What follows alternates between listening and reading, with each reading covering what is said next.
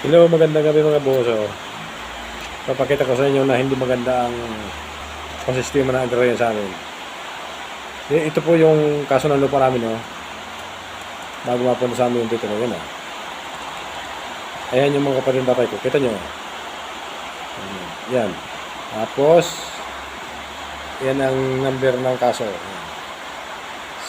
Civil case, yan. Yan ang patunay na hindi maganda ang sistema ng agrarya sa amin. Tapos, so, kita nyo, ito na yung pinapabayaran na sa kalaban ni tatay, oh. Sa dependent.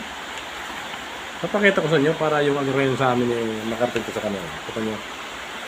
Ayan, yan. Pinapabayaran nyo sa dependent, oh.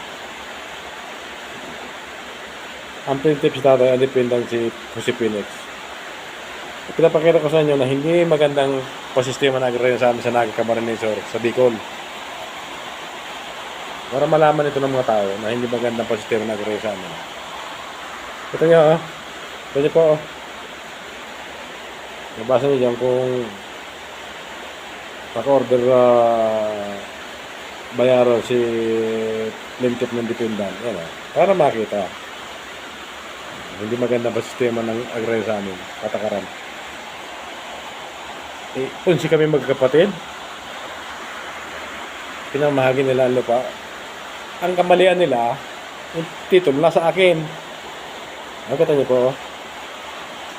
Ang nakalagay doon sa titulo, Irene Velasco et al. Abay, pinamahagi pa na agrarya.